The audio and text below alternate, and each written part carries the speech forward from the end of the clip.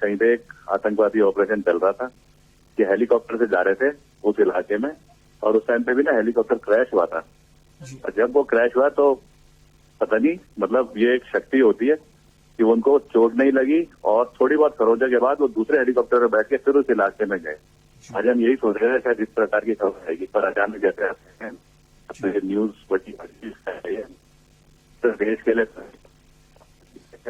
उत्तराखंड के लिए खासकर, पौड़ी गढ़वाल के इनके पिताजी थे, ये अपना उत्तरकाशी की इनकी मदर थी, और इनके पिताजी का बैकग्राउंड, मतलब इनका बैकग्राउंड भी कोई देखे, इनके पिताजी गढ़वाल राइफल में सिपाही होते थे।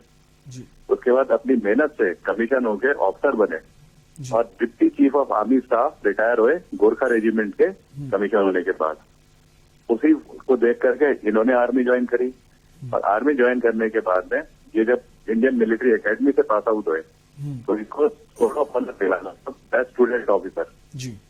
ब्रिगेड इन्होंने कमांड करी ऊटी जैसी जगह में जब ये ब्रिगेडियर थे। दूसरा मौका इनको दिया दोबारा ब्रिगेड के लिए, वो संयुक्त राष्ट्र विदेश में दिया, यूएन मिशन में। फिर इन्होंने बारामूला में डिवीजन कमांड करी एक मेजर जनरल के तहत। लेफ्टिनेंट जनरल के तहत इन्होंने दीमापुर में, जहाँ पे कि आतंकवाद का सारा इलाका इनके अंडर में था, चीन का इलाका इनके अंडर में था, वहां पे कोर कमांड करी। ईस्टर्न आर्मी कमांडर रहे कलकत्ता में।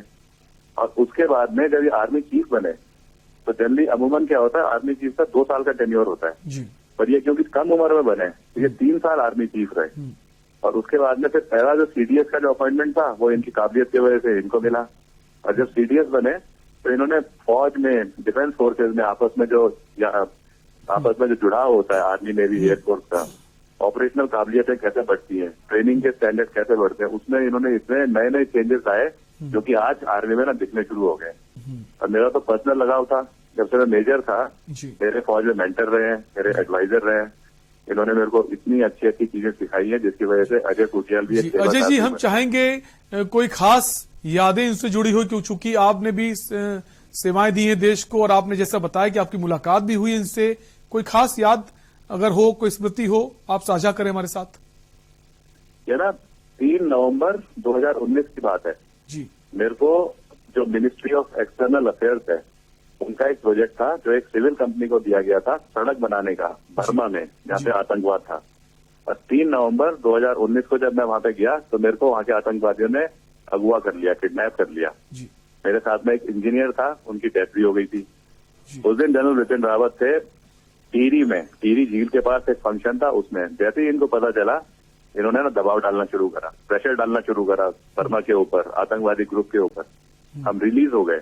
फिर मैं दोबारा उस सड़क को बनाने जब गया तो इन्होंने असम राइफल की एक रेजिमेंट उसको टास्क दिया कि उनकी जो घातक प्लेटून है, कमांडो प्लेटून है, वो अजय कोठियाल की सिक्योरिटी के लिए साथ में रहेगी। और इनका मकसद यह था कि अजय कोठियाल जैसा आदमी शायद ये काम कर सकता है, लेकिन कहीं ना कहीं डिफेंस को इसको सपोर्ट करने की जरूरत है क्योंकि इंटरनेशनल प्रोजेक्ट है। तो यहाँ पे ये अपना उत्तराखंड दिवस था मुख्यमंत्री आवास में देहरादून में, तो उस दिन ना निर्मला सीतारमन जी भी आई थी जब वो रक्षा मंत्री थी। तो जनरल बिपिन रावत उस टाइम पे सबके सामने बोलते हैं, मैं उतना फेमस भी नहीं था तब, ये अजय कोठियाल है, ये मेरा लड़का है, इसने यूथ फाउंडेशन बना रखी है, इसने केदारनाथ में काम कर रहे हैं। और निर्मला सीतारमन जी ने उसके बाद हमारे यूथ फाउंडेशन के लड़के लड़कियों से जब पर्सनली हाथ मिलाया, जब उसके बाद उन्होंने अपनी स्पीच में बोला कि अजय कोठियाल जैसे लोग बहुत होने चाहिए, तो उस दिन ना मेरे को याद आ रहा था, और आज तो और ज्यादा याद आ रहा है कि किस प्रकार से अच्छाइयों को बढ़ाने के लिए ये युवाओं को, अपने जो जूनियर हैं, अपने पीयर्स हैं, उनको कैसे मोटिवेट करते थे, कैसे उत्साहित करते थे।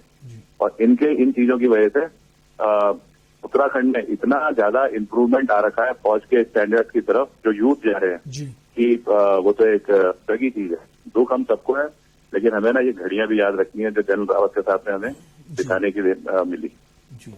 अजय जी, क्या यही मानते हैं कि कई सारे सफल ऑपरेशन इनके नेतृत्व में हुए, कई सारी तमाम उपलब्धियां इन्होंने हासिल की, उसी का नतीजा था कि एक पहला जो पद बनाया गया, एक ओहदा बनाया गया सीडीएस का, उसकी नियुक्ति के लिए इनको नियुक्त किया गया, यही चेहरा थे, इनको चुना गया।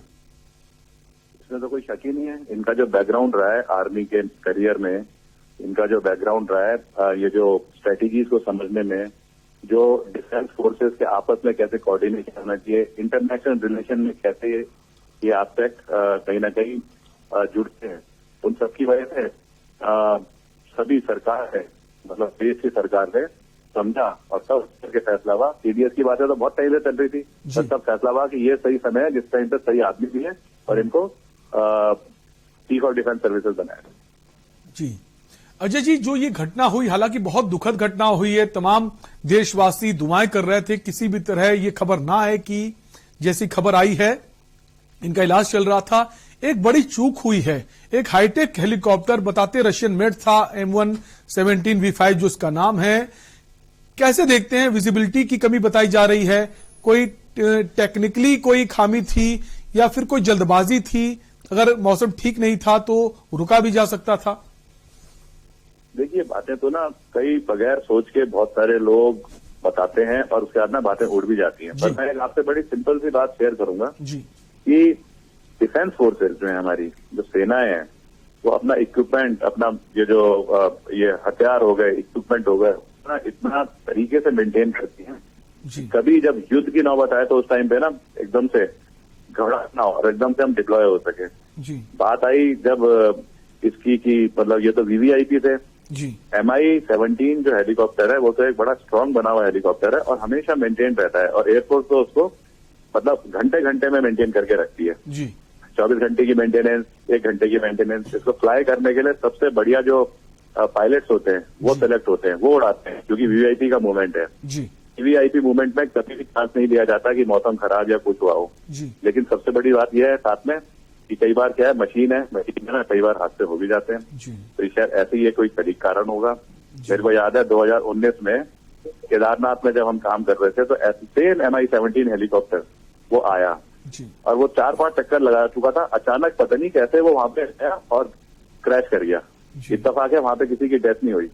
इस चीज को तो हम कभी भी नहीं देख सकते कि डिफेंस फोर्सेज की जो मेंटेनेंस पोटेंशियल है वो तो इतने हाई स्टैंडर्ड का है कि उन चीजों की वजह से तो मेरे को लगता नहीं एरर हुई होगी। लेकिन साथ में ये भी है कि फोर्सेज जो है अपनी स्टैंडर्ड ऑपरेटिंग प्रोसीजर्स हैं, अब वो फोर्स चेक भी करेगी कि मतलब इतना बड़ा इंसिडेंट हुआ है तो कहीं ना कहीं तो कोई कारण होगा जी। क्या कारण थे, और उसको फोर्स पक्का अच्छाई के लिए, इम्प्रूवमेंट के लिए आगे अमल भी करेगी। बिल्कुल सर, बहुत बहुत शुक्रिया अजय जी हमसे जुड़ने के लिए।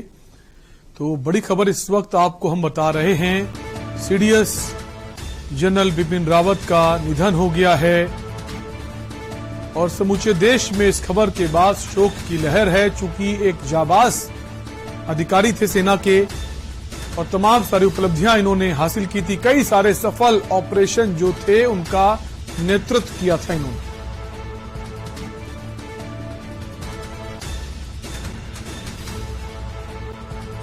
आपको बता दें इस हादसे में 14 लोगों की मौत हुई है।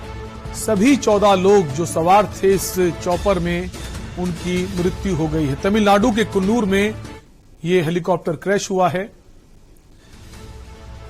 और इसी बीच आपको सीधे देहरादून ले चलेंगे जहां मुख्यमंत्री पुष्कर सिंह धामी क्या कुछ कह रहे हैं वो भी आपको सुना देते हैं। संदेश मिला है, सारे उत्तराखंड वासी, पूरे भारतवासी सब बहुत दुखी हैं। उनका जाना निश्चित रूप से एक बहुत बड़ी क्षति है, जिसकी पूर्ति नहीं हो सकती है।